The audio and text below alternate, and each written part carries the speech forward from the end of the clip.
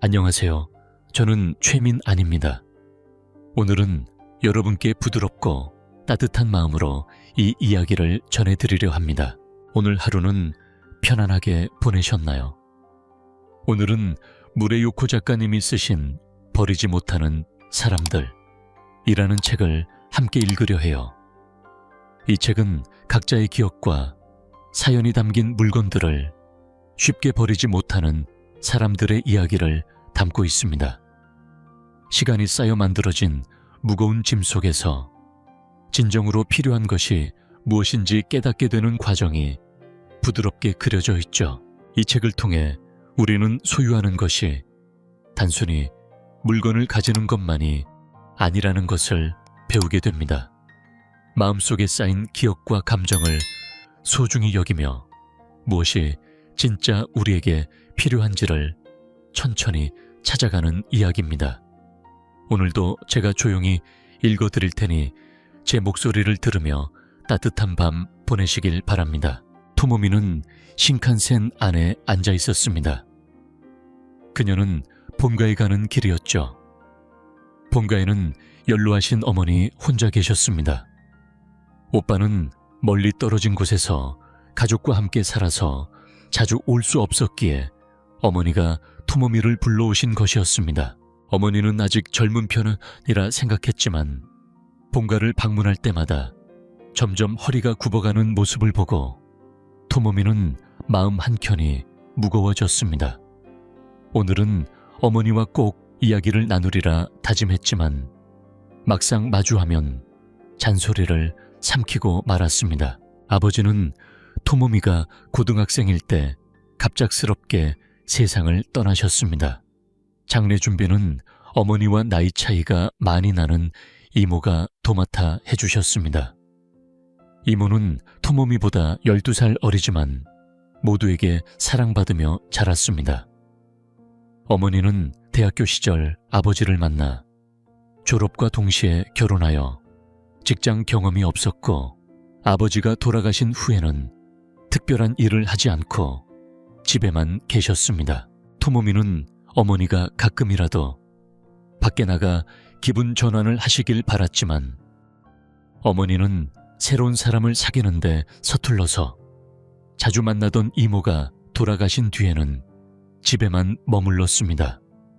그런 어머니의 무미건조한 일상이 오래 지속될까봐 토모미는 걱정이 컸습니다. 얼마 전 토모미는 본가에 가서 어머니께 스마트폰을 선물하고 사용법을 가르쳐 드렸습니다. 어머니는 어렵게 익히셨고 딸에게 연락도 하셨지만 점점 줄어들어 이제는 집 전화로만 연락하셨습니다. 토모미가 스마트폰을 왜 쓰지 않냐고 묻자 어머니는 저건 전화 같지 않아. 중요한 일은 이 전화로 다 되니까 필요 없어 라고 답하셨습니다. 토모미는 불필요한 물건 때문에 경제적 부담까지 느끼는 어머니의 입장을 생각하며 마음이 아팠습니다. 하지만 말하면 아까워하며 스마트폰을 아예 없애버릴까봐 조용히 있을 수밖에 없었습니다. 어느 날 토모미가 본가에 들렀을 때 도시락을 사서 먹었습니다. 평소 먹고 싶던 도시락이었죠. 집에서 밥 먹으라고 하던 어머니에게 도시락을 먹었다고 말하자 어머니는 불편한 마음을 내비쳤습니다. 함께 먹으려고 준비한 음식을 생각해서였겠지요. 하지만 그날 식탁 위에는 동네 슈퍼에서 사온 음식들 뿐이었습니다. 토모미는 어머니의 투덜거림과 눈빛이 떠올라 커피 한 모금을 마시며 창밖을 바라보았습니다. 본가는 버스로 2 정거장 거리여서 멀지 않았습니다. 이전에 토모미가 불려간 이유는 근처 이웃 아주머니의 문제 때문이었습니다. 그분은 우리 집 앞뿐 아니라 어머니 집 앞도 자주 청소해 주셨는데 어머니가 아무것도 하지 않는 것처럼 보인다고 했습니다. 토모미가 어머니 생각을 전하자 어머니는 소공어리며 우리 집 앞이 깨끗하면 청소하지 않아도 되잖아. 내가 게을러서 그런 거야. 내가 청소해야지 라고 말했습니다. 토모미가 귀찮아서 그냥 두자. 어머니는 몸이 안 좋을 때도 있고 바람이 많이 부는 날은 청소해도 소용없다고 변명했습니다. 토모미는 간단히 그래 알았어 라고 대답하며 더는 말을 잇지 않았습니다. 그날 토요일 밤 집에서 하룻밤 머물고 다음 날 아침 일찍 다시 돌아갔다.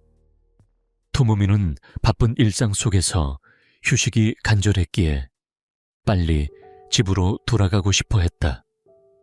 하지만 해마다 점점 늙어가는 어머니를 생각하면 마음이 조금 무거웠다. 이번에는 무슨 일로 오셨어요? 토모미가 집에 들어서자마자 조심스럽게 물었다. 어머니는 천천히 차를 내밀며 편안한 듯 말했다.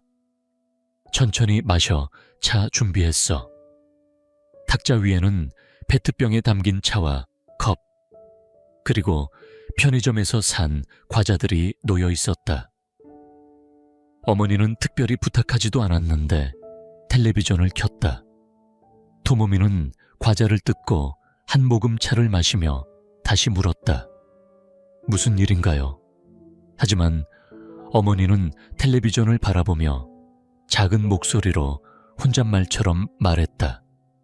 저 사람은 나이를 전혀 먹지 않았구나. 이런저런 걸 하는 거겠지. 나이가 저렇게 팽팽할 리 없고 아마 열심히 관리하는 거야. 직업상 필요하니까. 어머니의 얼굴엔 희미한 기쁨이 어려 있었다. 그러나 어머니는 곧 본론을 꺼냈다. 내가 얼굴에 뭐를 했는지 얘기하려고 온 게 아니야. 토모미는 마음속으로 중얼거리며 잠잠히 있었다. 과자를 몇 개 더 먹은 뒤 다시 물었다. 그래서 이번에는 무슨 일이에요? 어머니는 신음하듯은 힘들어하며 조심스레 입을 열었다. 토모미는 딸로서 도움이 되고 싶어 어머니가 부른 이유가 있다면 힘이 되고자 했다. 하지만 어머니는 말없이 일어나 작은 방으로 걸어갔다. 한참을 기다려도 돌아오지 않아 토모미가 조심스럽게 따라갔다. 무슨 일이야? 작은 방 끝에서 들려오는 어머니의 목소리. 토모미는 복도를 걸어갔고 어머니는 문 앞에 서 있었다. 이게 다 뭐야? 토모미는 문을 열고 눈앞에 펼쳐진 광경에 말을 잃었다. 창문에 셔터가 내려진 방 안은 버려진 가구들과 택배 상자들이 가득 쌓여 있었다. 숨 쉴 틈조차 없을 정도로 물건이 많았다. 어머니가 불을 켰다. 이렇게 된 거야. 상자들을 바라보며 토모미는 놀라움을 감추지 못했다. 이게 컵라면 상자고 이건 통조림 칼도 있어. 토모미는 허리를 숙이고 까치발로 틈새를 살폈다. 이렇게 많이 사놓은 거야? 누구한테 받은 거야? 어머니는 말없이 고개를 끄덕였고 마치 어린아이가 잘못을 털어놓듯 더 수줍게 응답했다. 왜 이렇게 잔뜩 사두었어? 토모미가 상자를 두드리며 물었다. 예전에 큰 지진이 난 이후로 전국에서 계속 지진이 있었잖아. 남쪽에서도 최근에 지진이 났고 우리도 언제 큰 지진이 올지 몰라서 비상식량을 준비해둔 거야. 그건 알겠는데 이렇게까지 많이 살 필요가 있었어. 갑자기 왜 이렇게 된 거야? 토모미는 한 상자를 열어보았다. 1인용 비상식량 세트도 여기 10상자나 있어. 일주일 분량인데 하나는 벌써 유통기한이 지났네. 왜 안 먹었어? 슈퍼 가지 말고 이걸 다 먹어야지. 화가 난 토모미에게 어머니는 불만 섞인 신음소리를 냈다. 사놓고 까먹었으니 어쩔 수 없지. 어머니는 잊었다고 말하면 모든 게 넘어갈 거라 생각하는 듯했다. 그 태도에 토모미의 분노는 더욱 커졌다. 유통기한 지난 비상식량 세트가 몇 개나 되잖아. 계속 사놓기만 하고 먹지도 않고. 이런 건 지진이 나야 먹는 게 아니야. 유통기한 지나기 전에 먹어야 해. 지진이 안 나도 말이야. 어머니는 담담한 표정으로 아무 말도 하지 않았다. 처음 듣는 말인데 어머니의 무덤덤함에 토모미의 화는 더욱 커져만 갔다. 도대체 얼마나 있는 거야. 토모미는 몸을 최대한 낮추고 이리저리 살폈다. 유통기한이 지난 2리터짜리 생수병이 야시하달게 여러 종류의 통조림도 있었다. 다행히 즉석 카레 24개는 유통기한이 1년 이상 남아있었다. 지금까지 어머니가 집에 왔을 때는 이렇게 많이 쌓아놓았다는 얘기를 한 번도 듣지 못했다. 오빠 방도 들여다본 적이 없었다. 엄마는 이런 상태인 줄 전혀 몰랐다. 한 번도 생각하지 못했던 일이었다. 그리고 컵라면들은 대체 무엇인가? 하루에 얼마나 많이 먹는 건지, 같은 종류만 왜 이리 많이 쌓여 있는 건지. 엄마는 마치 어린아이처럼 눈만 겨우 뜨고 아무 말 없이 있었다. 토모미는 깊게 한숨을 쉬며 컵라면 상자들을 하나씩 세어보았다. 무려 33 상자나 있었다. 그래도 생수가 넉넉하게 있는 게 다행이라고 생각했다. 왜 이렇게 많이 샀는지 엄마에게 물었다. 엄마는 잠시 머뭇거리다 조용히 이야기했다. 지난번에 너무 많이 사서 어쩌나 싶었는데 그래서 네가 오라고 했구나. 토모미는 다시 한번 길게 숨을 내쉬고는 어떻게 이런 일이 벌어졌는지 차분히 물었다. 엄마는 지진이 자주 나서 무서웠다고 했다. 끼니를 챙기기 힘들까봐 걱정돼서 비상식량이 필요하다고 생각해 조금씩 사 모았다는 것이다. 생수 상자는 슈퍼 직원이 배달해 방까지 옮겨 주었다고 했다. 토모미는 다행이라고 생각했다.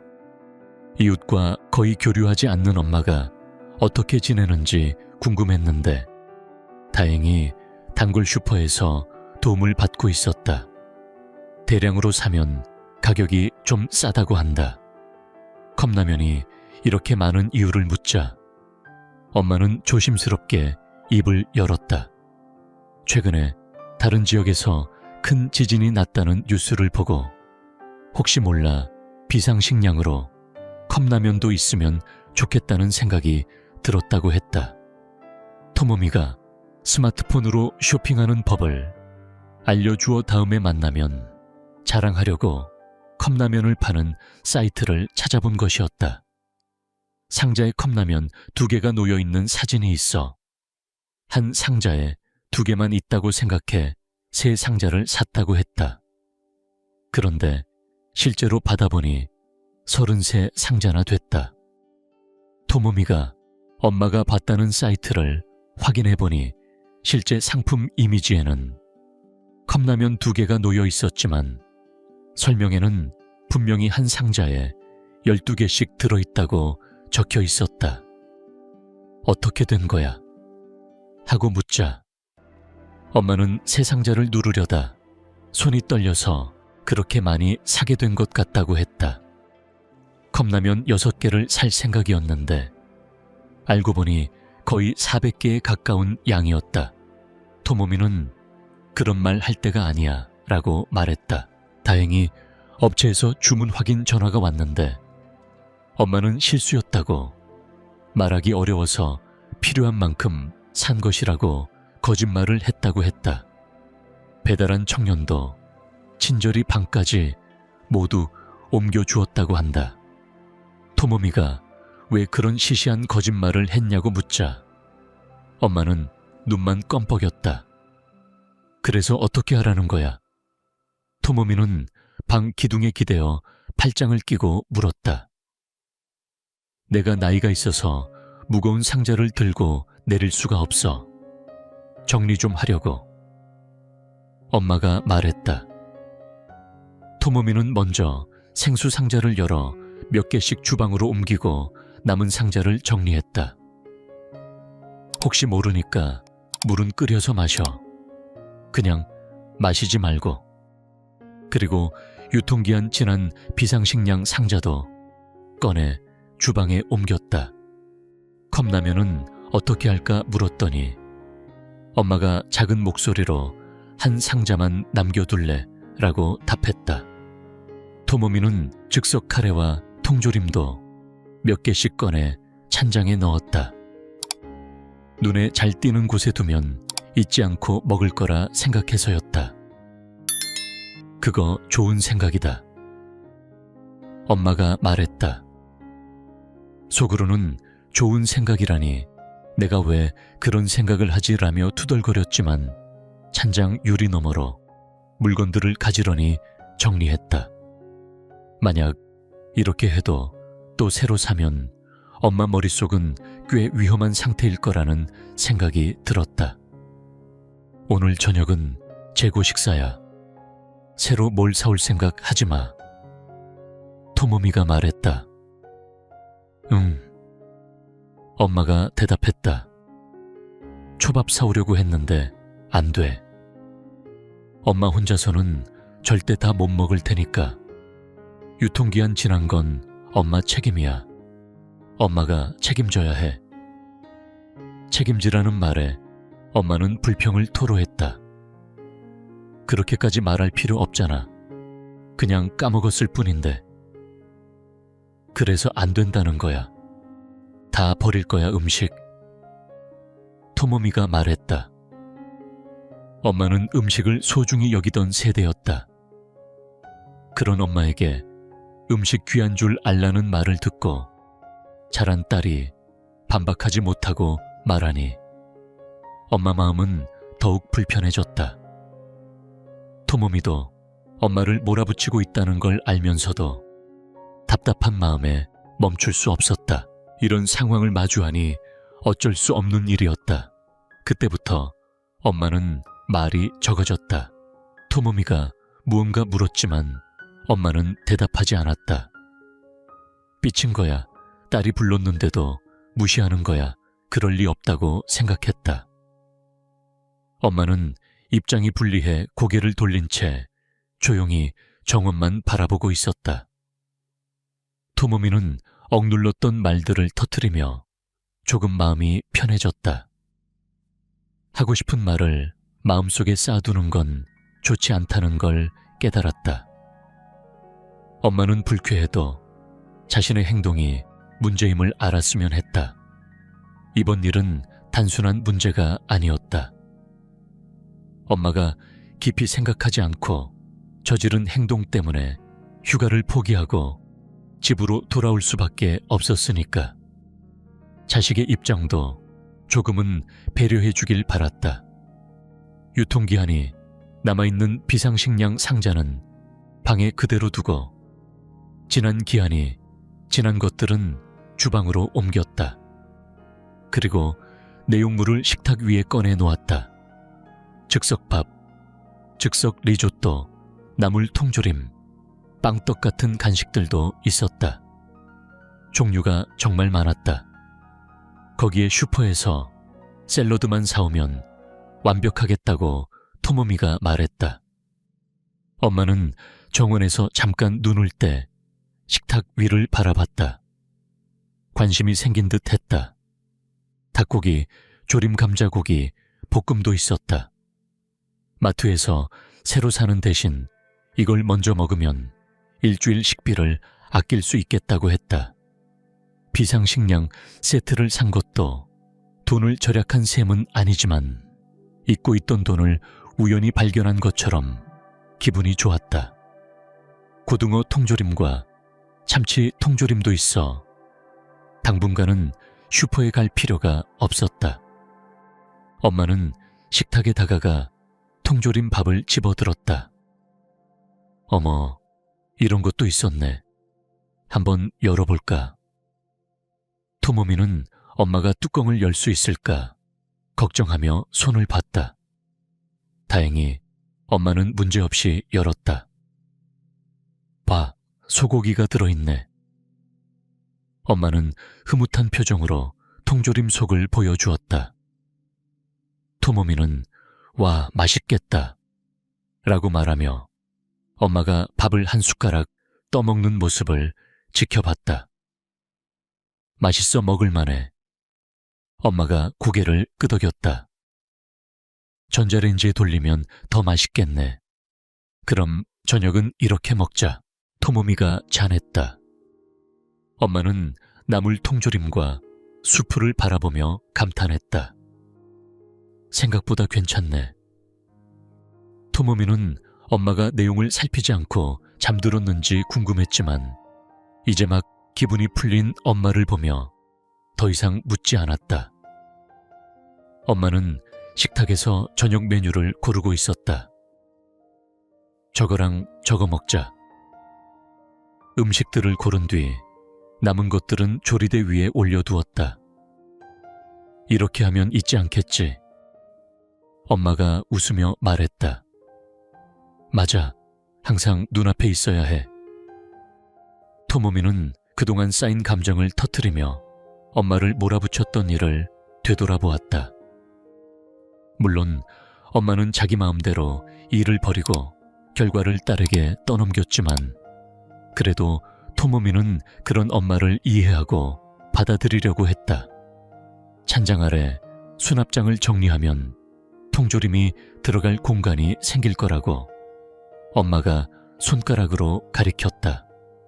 문을 열어보니 밀폐 용기가 어지럽게 쌓여 있었다. 저건 안 쓰니까 버려. 엄마가 말했다. 토모미는 엄마가 자기에게 치우라는 뜻이라고 생각하며 자리 잡고 앉아 하나씩 밀폐 용기를 꺼내기 시작했다. 크고 작은 오래된 밀폐의 용기들이었다. 오빠와 자신이 쓰던 도시락도 있었고 어릴 적 사용했던 도레몬 그림이 그려진 도시락도 있었다. 모두 오래되어 색이 바랬다. 이건 다 버릴게. 토모미가 말했다. 엄마가 단호하게 그래 그러렴 이라고 대답했다. 토모미는 그 답변에 화가 치밀어 올랐지만 결국 20개가 넘는 밀폐 용기와 도시락통을 쓰레기 봉투에 넣어버렸다. 남은 자리에 통조림을 넣을 수 있을 거라 생각했다. 엄마의 말에 떠밀려 식량 보관실로 들어간 토모미는 결국 엄마 뜻대로 일을 하고 있다는 현실을 받아들였다.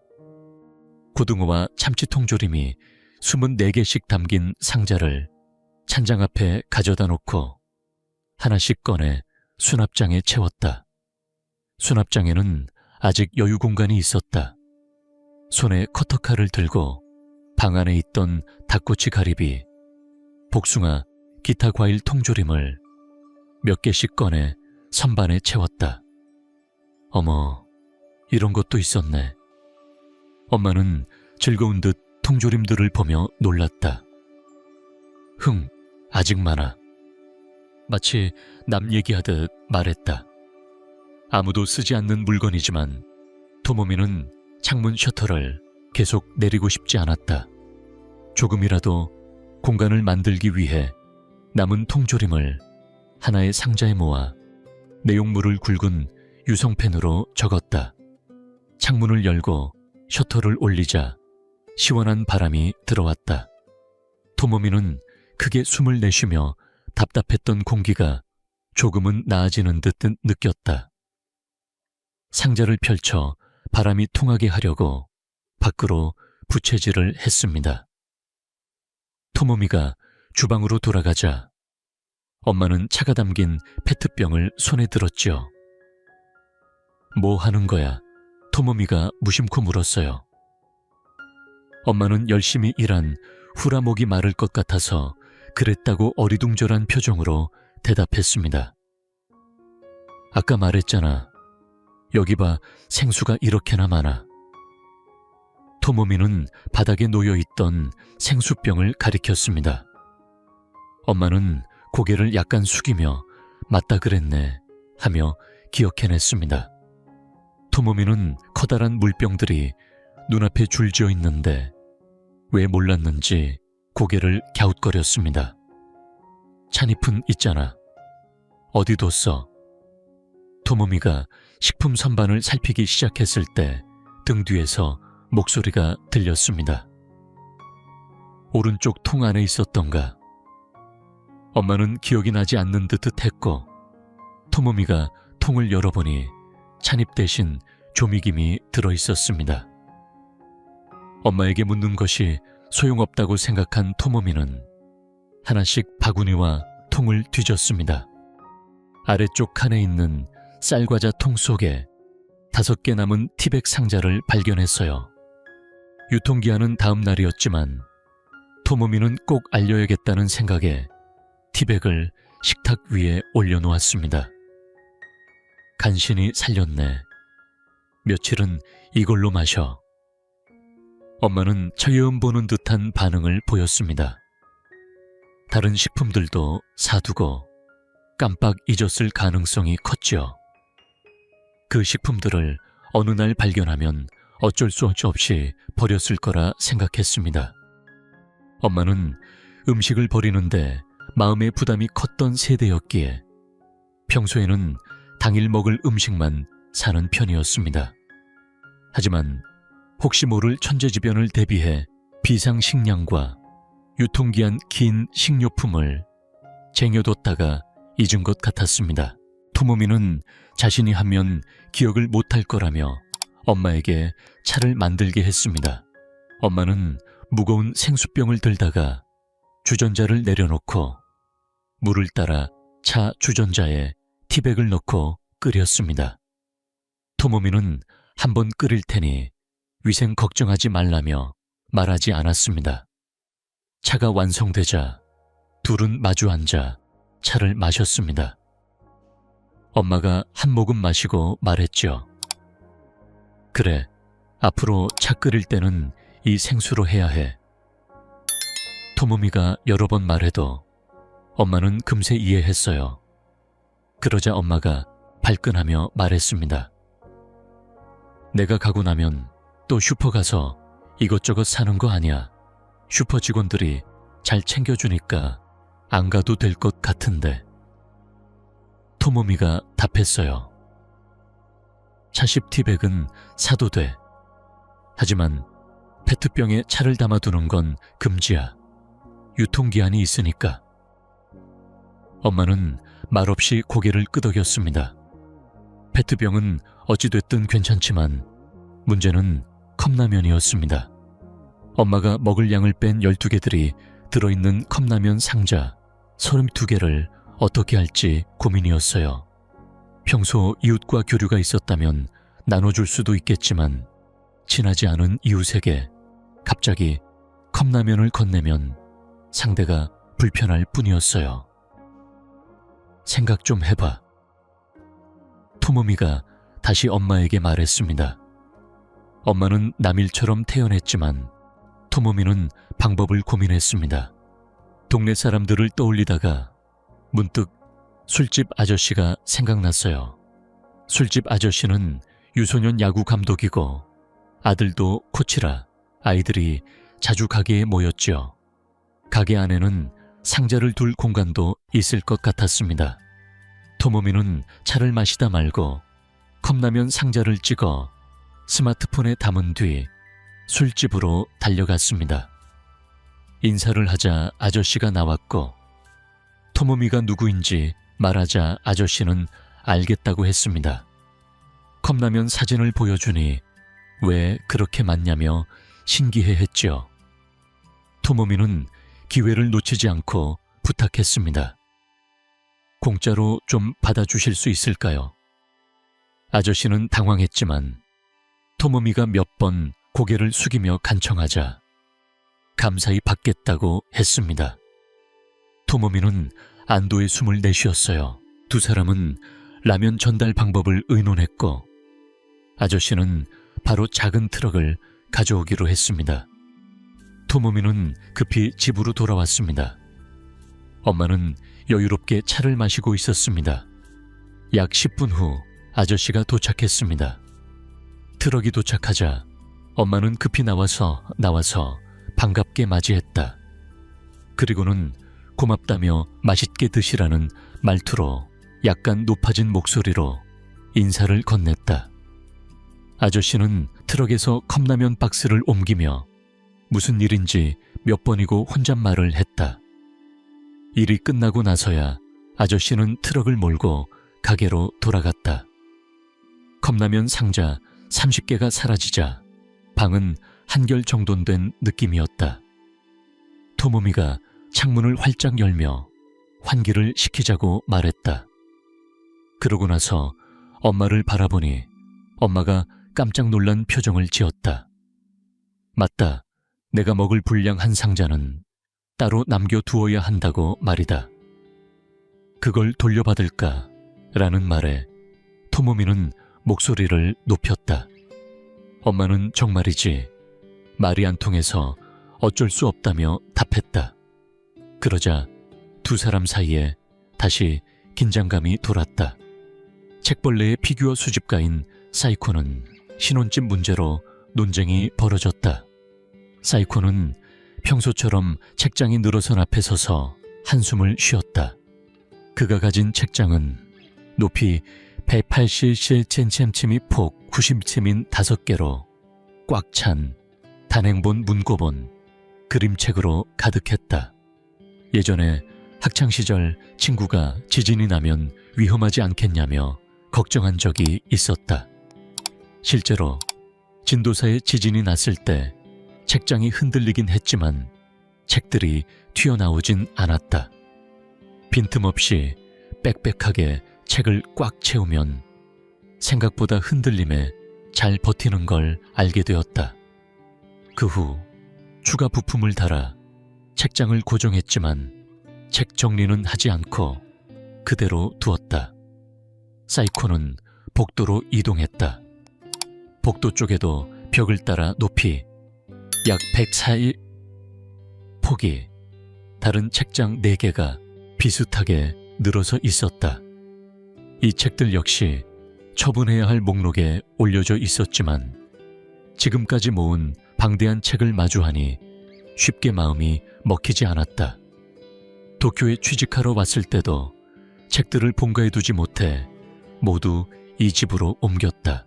사실상 사이코는 책에 둘러싸여 생활하고 있었다.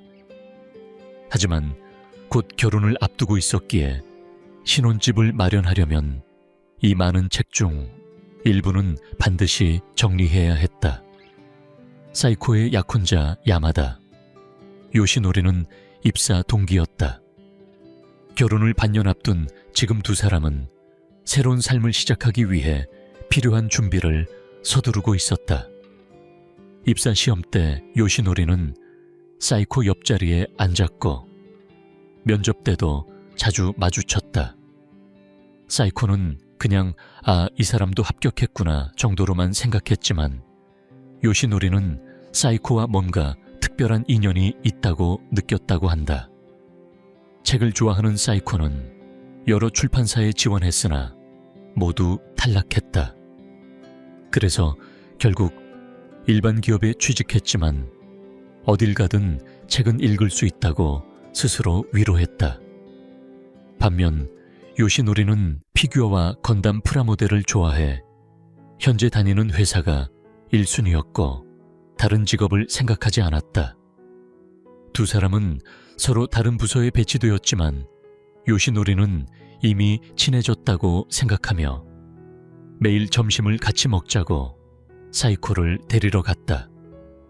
요시노리는 별관 최상층에서 근무했으며 사원 식당은 본관과 별관 사이에 있었다.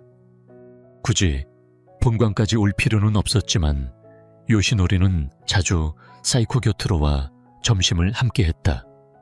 사이코, 주변 동료와 선배들은 요시노리가 오면 조용히 왔어 또 왔네라며 수군거렸다.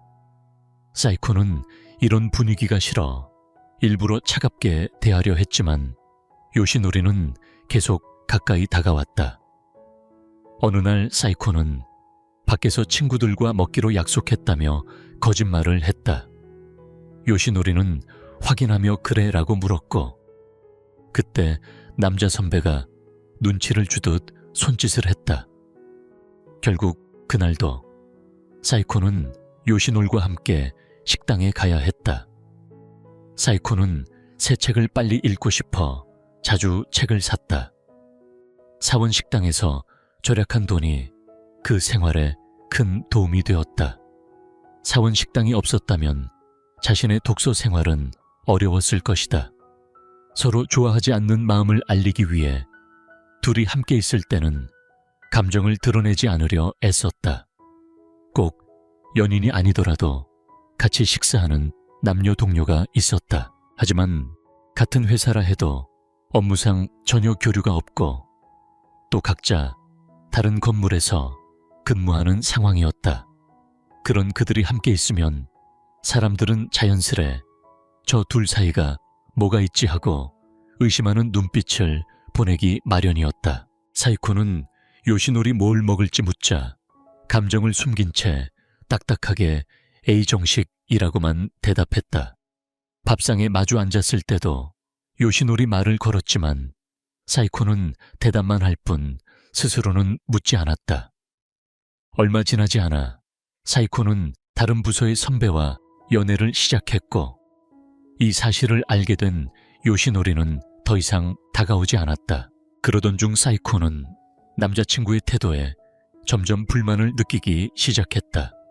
그는 둘이 있을 때 자주 스마트폰을 들여다보며 고등학교 때 전 여자친구한테서 전화가 왔네 라거나 얘 집이 어디라더라 라며 사이코에게 말을 걸었다. 그리고는 일부러 사이코에게 화면을 보여주었다. 사이코는 질투를 부추기려는 의도라고 생각해 마음이 불편했다. 그래서 남자친구에게 그런 행동을 그만두길 간절히 부탁했지만 그는 웃기만 할 뿐이었다.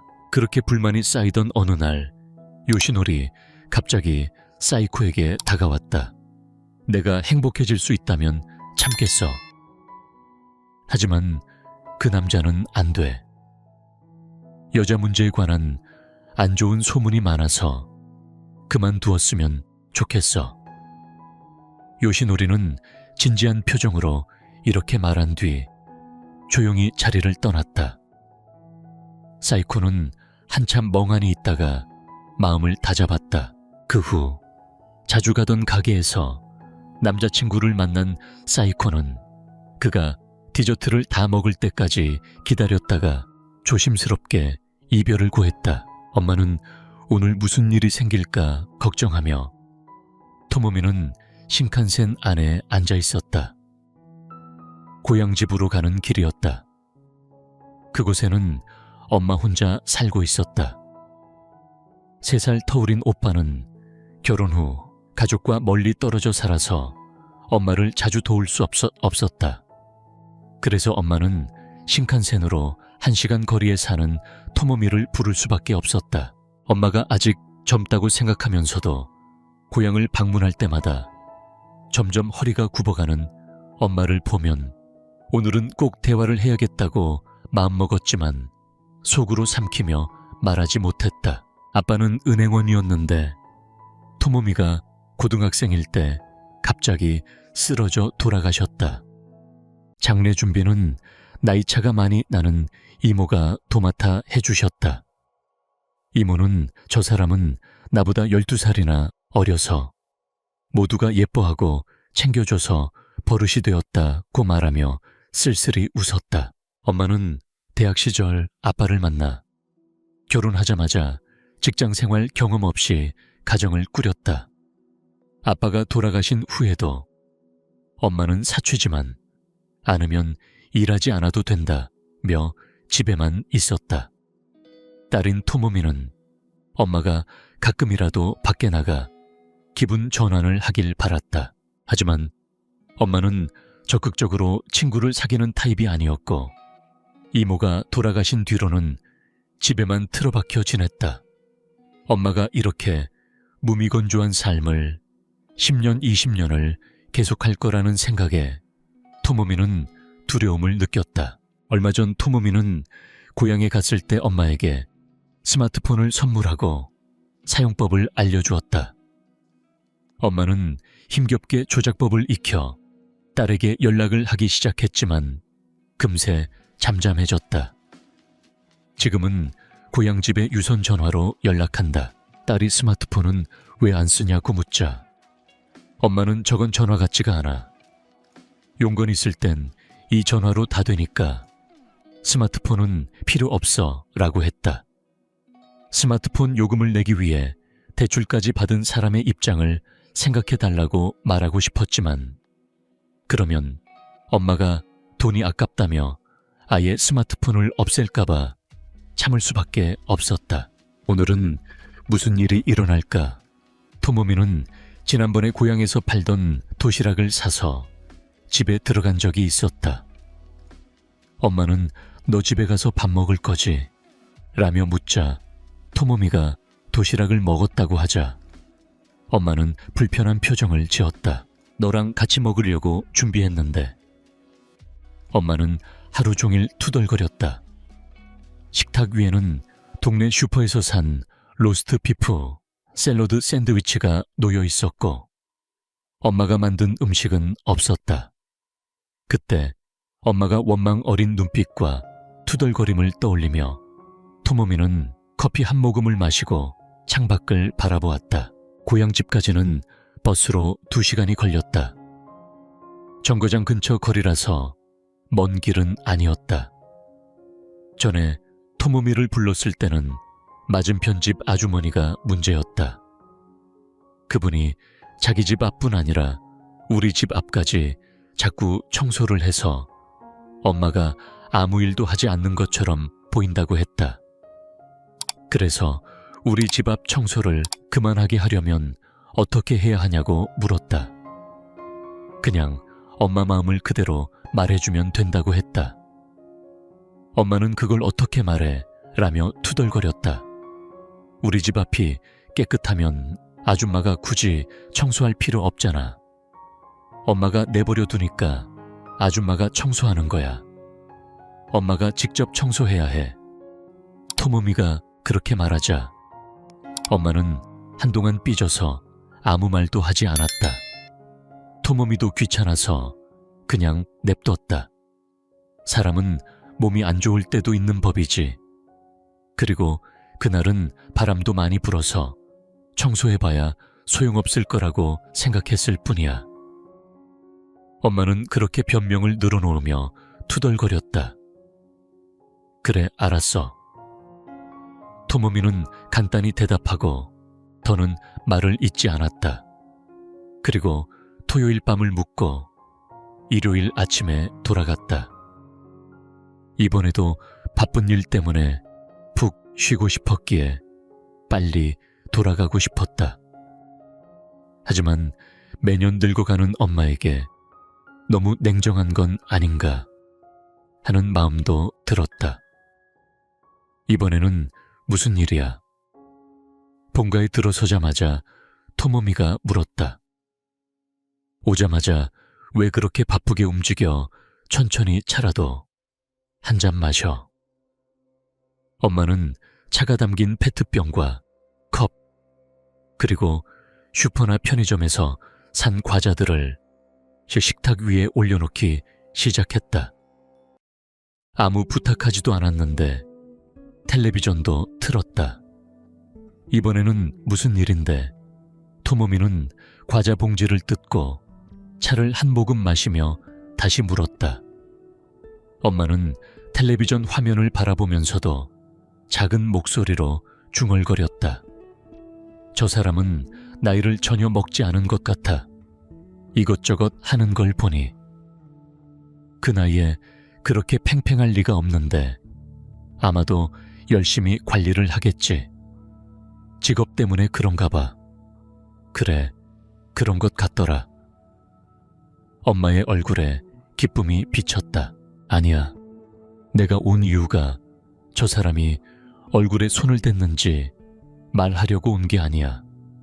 토모미는 속으로 그렇게 중얼거리며 조용히 있었다. 다른 과자 3개를 집어먹고 나서 다시 물었다.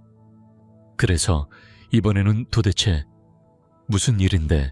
그러자 엄마는 신음소리를 내며 조심스럽게 입을 열었다. 혼자 해결하기 어려운 일이 있다고 했다. 토모미는 엄마가 딸로서 도울 수 있는 이유가 있다면 돕고 싶었다. 하지만 엄마는 말없이 일어나 작은 방으로 걸어갔다. 한참 기다려도 돌아올 기미가 없었다. 무슨 일이야? 토모미가 엄마를 따라 작은 방으로 들어가며 물었다. 그때 엄마 목소리가 들렸다. 여기야, 여기. 복도 끝 작은 방에서 들려오는 소리였다. 토모미는 복도를 따라 걸어갔다. 엄마는 다 쓰지 않은 비상식량 앞에 서 있었다. 뭐야 이게? 토모미는 문과 엄마 얼굴을 번갈아 보았다. 엄마가 말없이 문을 열었다. 눈앞에 펼쳐진 모습에 말문이 막혔다. 창문에는 셔터가 내려져 있었고 방 안은 사용하지 않는 가구와 산더미 같은 택배 상자로 가득해 발 디딜 틈이 없었다. 이렇게 됐어. 엄마가 방 불을 켰다. 이게 다 뭐야? 토모미가 물었다. 컵라면 상자야. 이건 통조림이고 칼도 있어. 토모미는 배를 집어넣고 까치발로 좁은 틈을 돌아다녔다. 양이 엄청나네. 누구한테 받은 거야? 엄마는 아무 말 없이 고개를 끄덕였다. 혹시 엄마가 산 거야? 엄마는 마치 어린아이가 혼난 뒤 잘못을 고백하듯 조심스레 고개를 끄덕였다. 왜 이렇게 많이 샀어? 토모미가 상자를 두드리며 물었다. 얼마 전에 큰 지진이 있었잖니. 전국 곳곳에 계속 지진이 나고 남쪽에서도 지진이 났어. 여기서도 언제 큰 지진이 날지 몰라서 비상식량을 준비하려 했던 거야. 그렇다고 이렇게까지 살 필요는 없잖아. 왜 이렇게 많이 산 거야? 여기 1인용 비상식량 세트도 있어. 10상자나 되지. 일주일 분량이야. 그런데 하나는 유통기한도 지났어. 왜 먹지 않았어? 슈퍼 가지 말고 이걸 다 먹었어야지. 토모미가 화를 냈다. 그러자 엄마는 불만스러운 신음소리를 내며 말했다. 사놓고 잊어버렸으니 어쩔 수 없지. 잊었다고 엄마는 그렇게 말하며 모든 것을 넘기려 했다. 엄마가 그렇게 생각하는 것 같았다. 그 태도를 보며 토모미는 마음속에서 점점 화가 올라왔다. 유통기한이 지난 비상식량 세트가 여러 개 쌓여 있었다. 계속해서 사들였던 모양이었다. 사실 먹지도 않고 그냥 쌓아둔 것이었다. 큰 지진이 나지 않았으니 다행이었지만 이런 물건들은 지진이 나야 먹는 것이 아니라 유통기한이 지나기 전에 미리 먹어야 하는 것이라는 사실을 토모미는 알고 있었다. 하지만 순환 비축이라는 말로는 엄마를 설득하기 어려웠고 그래서 그냥 답답한 마음에 화를 냈다. 엄마는 담담한 태도를 유지했다. 그런 엄마의 반응에 토모미의 분노는 더욱 깊어졌다. 도대체 뭐가 얼마나 있는 거냐고 토모미는 물었다. 몸을 최대한 가늘게 만들어 여기저기 움직이며 하나하나 꼼꼼히 살펴보았다. 유통기한이 지난 2리터짜리 생수병이 8개였고 여러 가지 통조림도 있었다. 다행히도 즉석 카레 24개는 유통기한이 1년 넘게 남아있었다. 예전에는 이런 상태인 줄 몰랐다.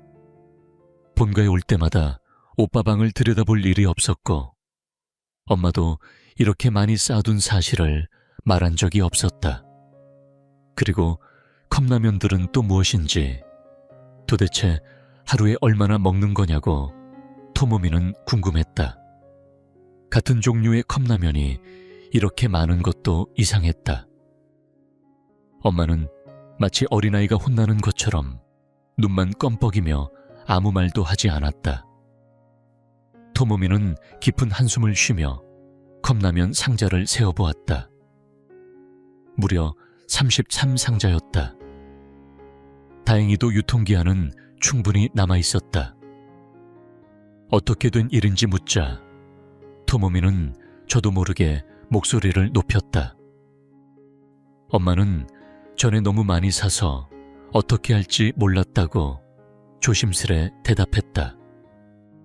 그 말을 듣고 토모미는 다시 깊은 숨을 내쉬며 조용히 물었다. 엄마는 지진이 자주 일어나서 무서웠다고 했다. 끼니를 챙기지 못하는 상황이 가장 걱정스러워서 비상식량이나 그것을 대신할 만한 물품을 조금씩 사두었다고 했다. 생수 상자는 슈퍼 직원이 배달해주고 방까지 옮겨주었다고 한다.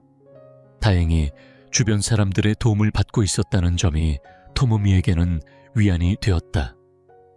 평소에 이웃과 교류가 적은 엄마가 어떻게 지내는지 궁금했기 때문이다.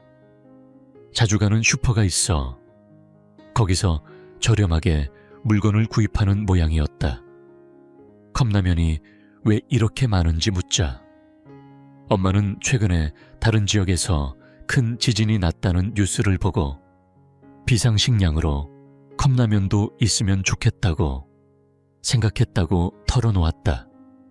토모미가 스마트폰으로 쇼핑하는 법을 알려주었기에 다음에 만나면 컵라면 사이트에서 쇼핑했다고 자랑하려고 했단다.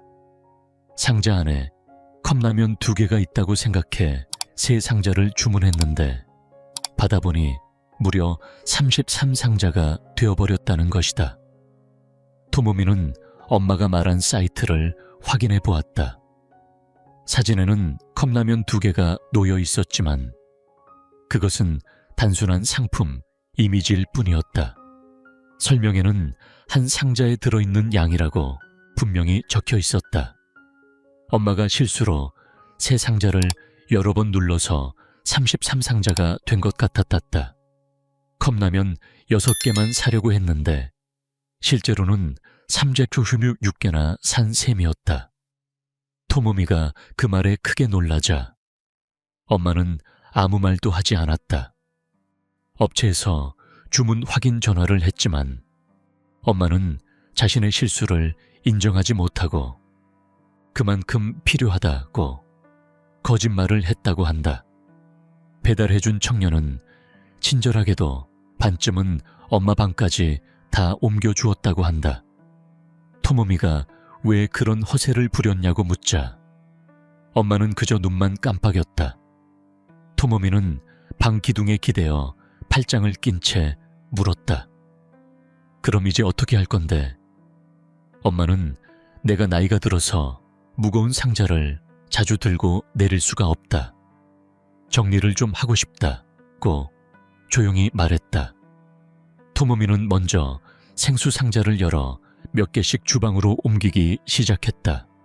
혹시 모르니 이 물은 끓여서 사용하라고 조언했다. 다음으로 유통기한 지난 비상식량 상자들도 꺼내 주방으로 옮겼다.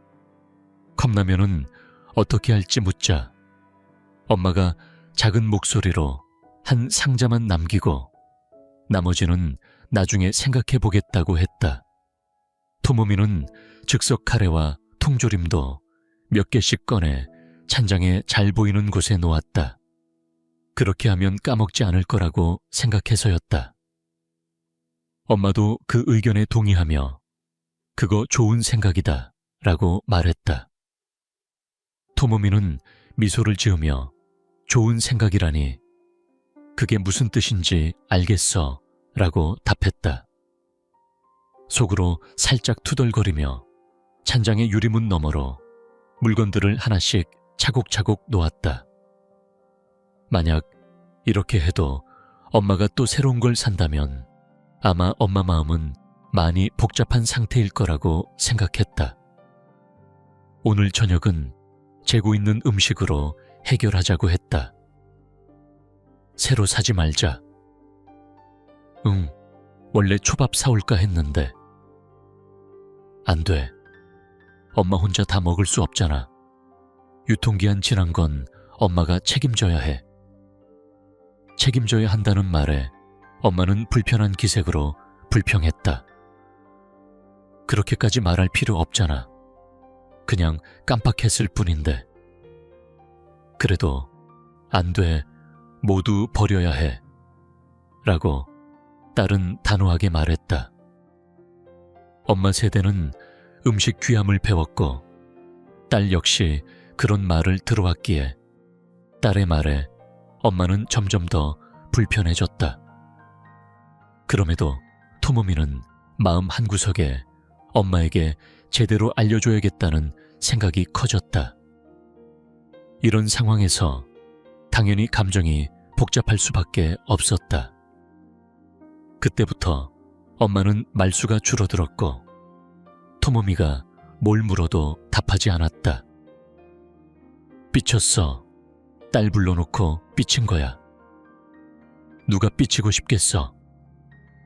엄마는 입장을 피하려는 듯 고개를 돌리고 조용히 정원을 바라보았다.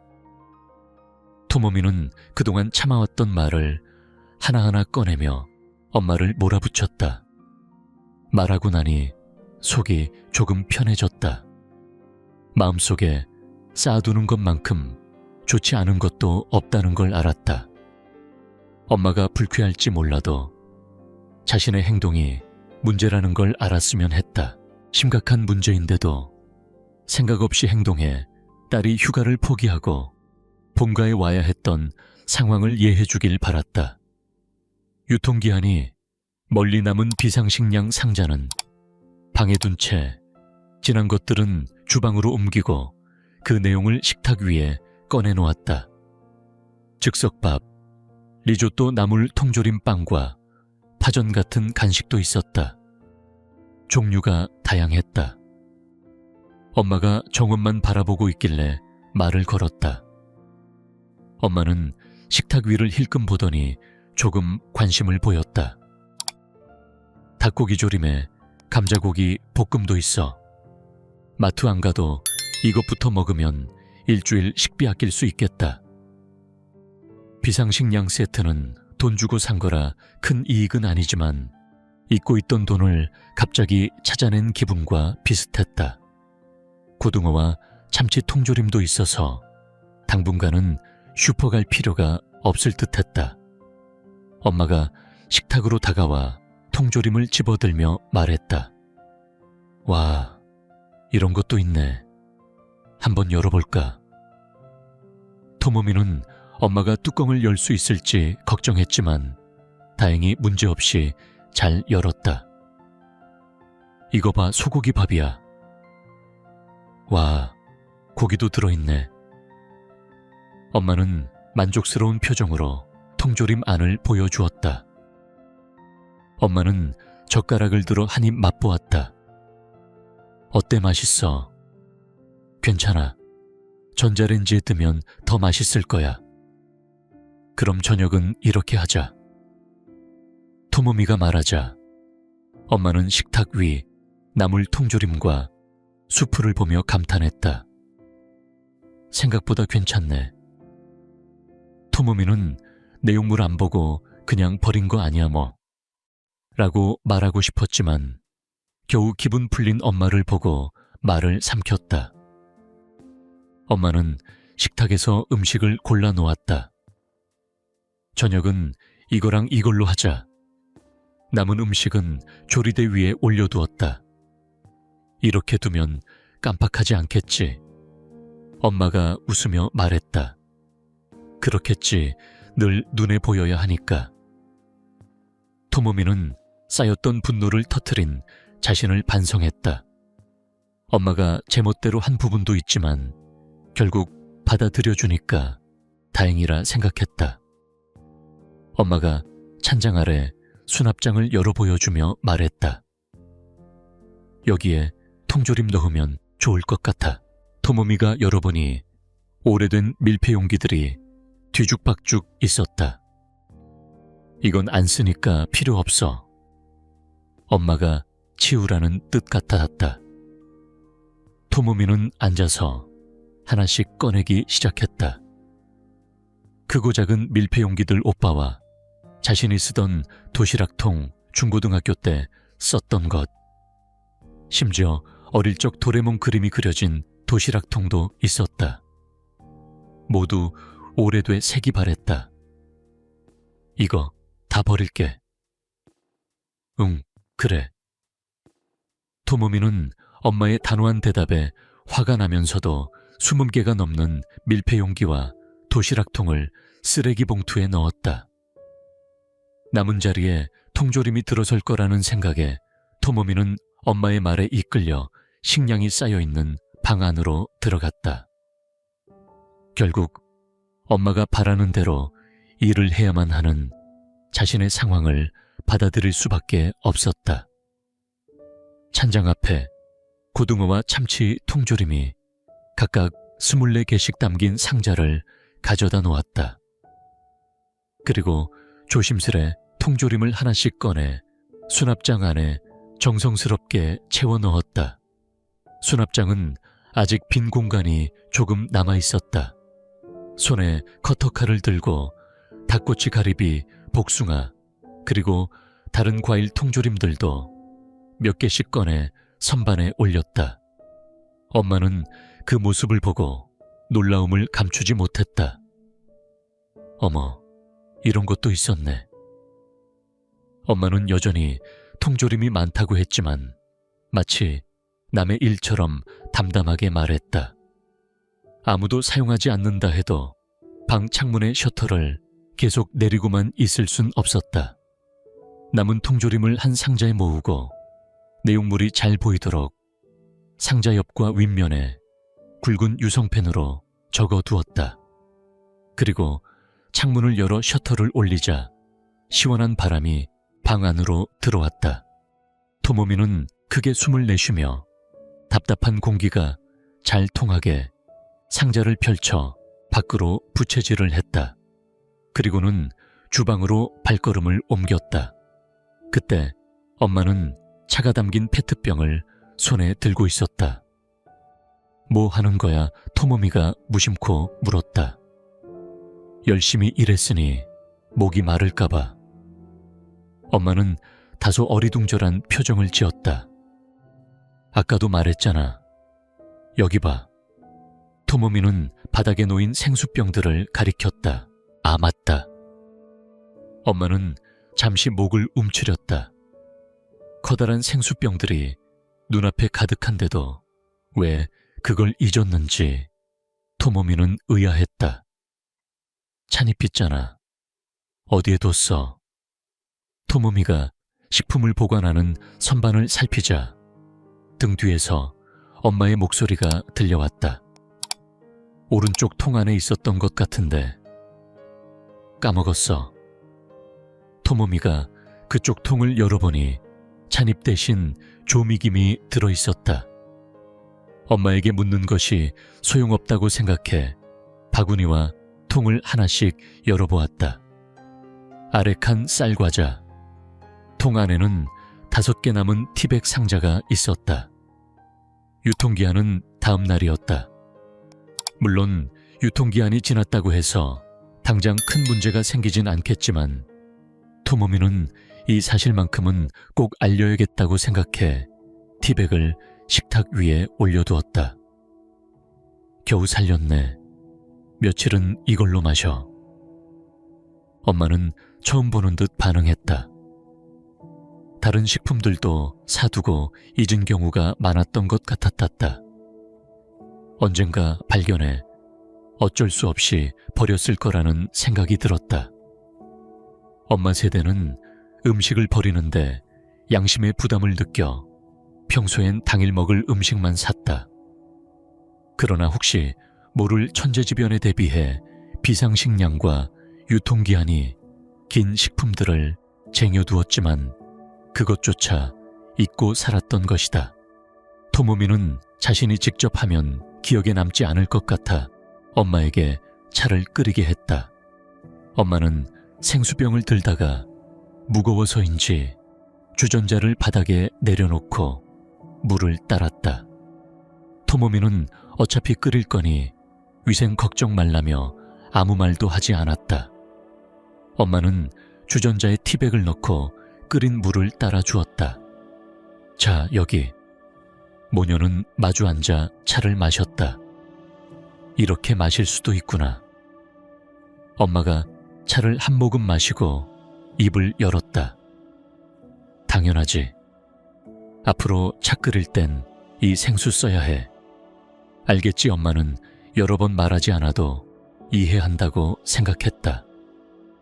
그러나 토모미가 몇 차례 더 강조하자 엄마가 갑자기 발끈했다. 정말 내가 가고 나면 또 슈퍼에 가서 이것저것 사는 거 아니야, 그렇지? 아니, 슈퍼 직원이 잘 챙겨주니까 아예 안 가기도 그렇고 또 가야 할 것 같아. 그럼 찬입 티백만 사도 돼. 당분간은 페트병에 차는 금지야. 유통기한이 있으니까. 엄마는 말없이 고개를 끄덕였다. 페트병은 어찌저찌 처리해도 문제없지만 엄마가 먹을 양을 제외한 컵라면 3이상자 12개들이 문제였다. 평소 이웃과 교류가 있었다면 나눌 수도 있었겠지만 친하지 않은 이웃에게 갑자기 컵라면을 건네면 불편할 뿐이었다. 그게 문제야. 어떻게 할지 생각 좀 해봐. 토모미는 또다시 남의 일인 듯 행동하는 엄마에게 짜증이 났다.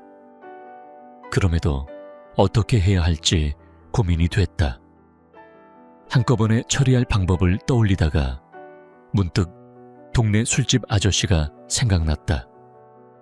그분은 유소년 야구 감독이고 아들도 코치를 하고 있어서 아이들이 자주 그 가게에 모인다.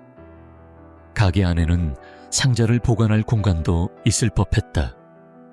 잠깐 다녀올게. 토모미는 그렇게 생각하며 마음을 다잡았다. 토모미는 차를 마시던 중 스마트폰으로 컵라면 상자를 사진 찍고는 급히 술집으로 향했다. 술집 문을 열고 인사를 건네자 아저씨가 안에서 나왔다. 토모미가 자신임을 알리자 아저씨는 아네 하며 반겼다. 토모미가 사진을 보여주자 아저씨는 컵라면이 왜 필요한지 궁금해했다. 그 틈을 놓치지 않고 토모미는 조심스레 부탁했다.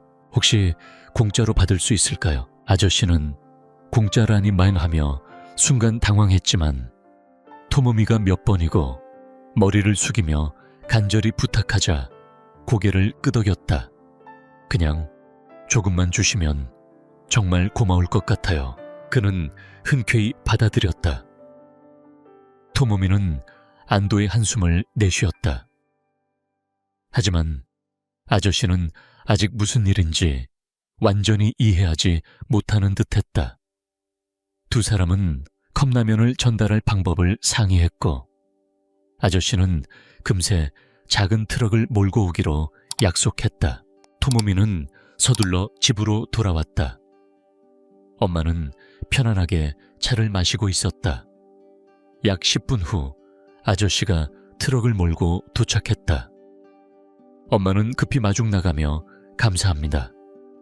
맛있게 먹겠습니다. 하고 평소보다 목소리를 높였다. 아저씨는 트럭에서 컵라면 상자를 옮기며 중얼거렸다. 이게 무슨 일이지? 몇 번이나 되뇌면서도 일을 마치고 트럭을 몰고 가게로 돌아갔다.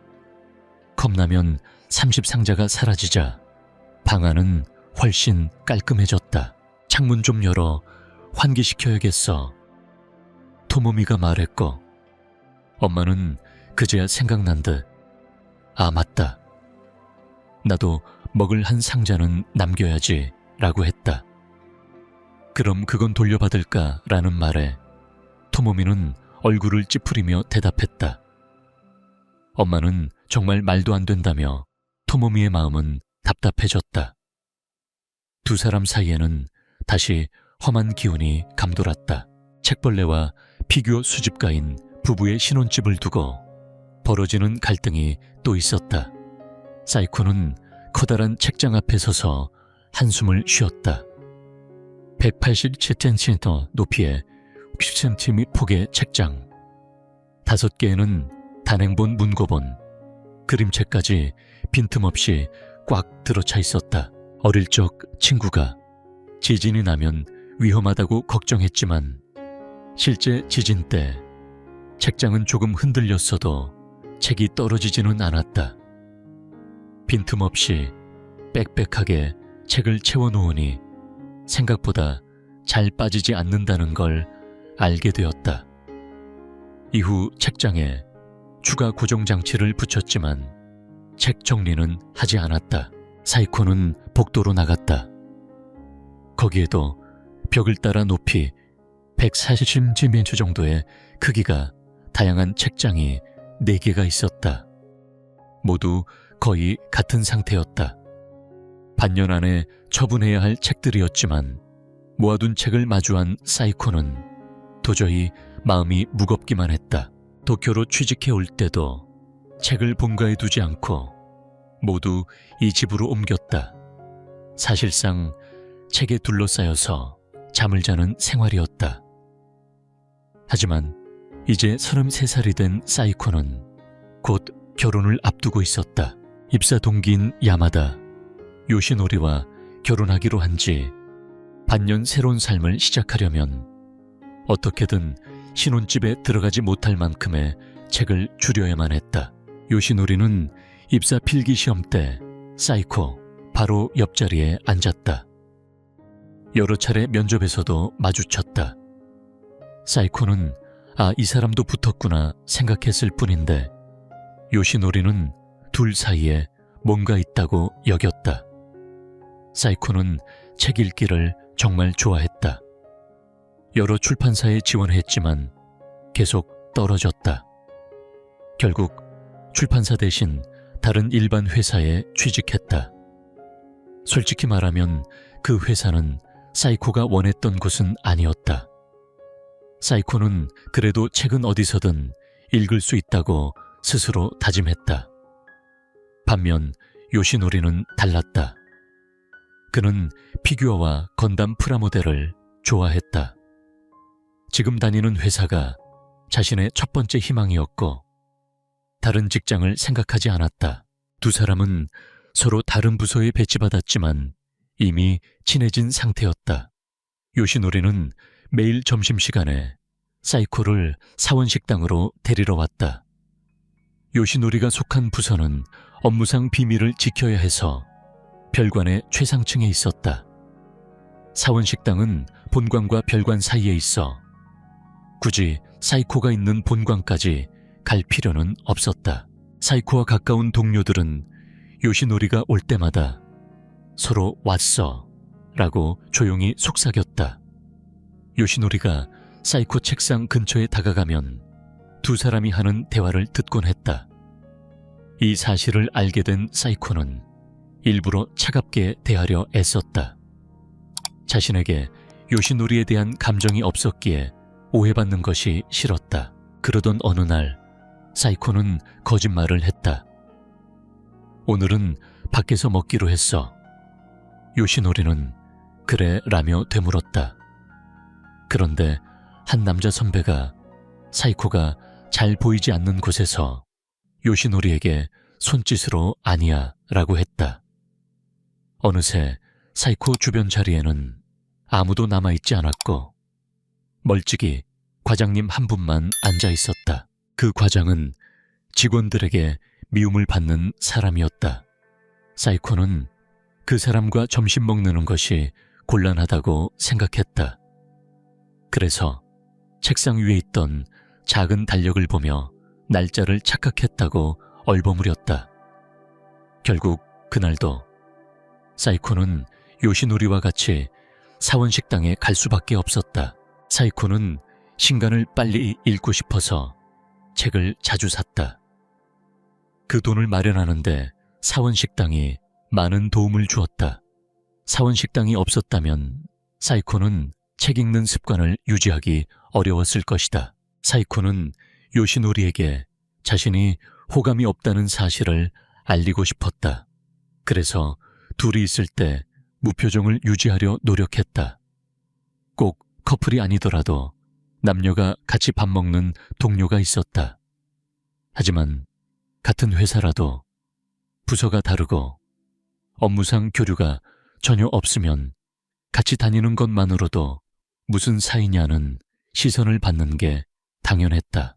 사이코는 요시노리가 무엇을 먹을지 물으면 에이 정식이라고 딱딱하게 대답했다. 식사할 때도 요시노리 질문에 대답은 했지만 자신은 질문하지 않았다. 얼마 뒤 사이코는 다른 부서 선배와 연애를 시작했다. 요시노리는 그 사실을 알고 더 이상 다가오지 않았다. 하지만 사이코는 그 남자친구의 행동에 점점 불만이 쌓였다. 남자친구는 함께 있을 때도 스마트폰만 들여다보며 고등학교 때 전 여자친구가 전화했어 라거나 얘가 우리 집에 왔어 같은 이야기를 하며 화면을 보여주었다. 사이코는 질투를 유발하려는 것 같아 기분이 좋지 않았다. 그래서 그만두라고 간절히 부탁했지만 남자친구는 웃기만 했다. 그렇게 불만이 쌓일 때쯤 요시노리는 지나가던 사이코에게 달려왔다. 진지한 표정으로 말했다. 내가 행복해질 수 있다면 참을 수 있어. 하지만 그 남자는 안 돼. 여자 관계에 안 좋은 소문이 많아. 그만 만나. 요시노리는 그렇게 말하고 천천히 걸어갔다. 사이코는 한동안 멍한 상태로 그 자리에 서 있었다가 마음을 다잡았다. 그리고 자주 가던 가게에서 남자친구를 만났다. 그가 디저트를 다 먹기를 기다렸다가 조용히 말했다. 우리 헤어지자. 남자친구는 잠시 멈칫했지만 사이코의 결심을 존중했다.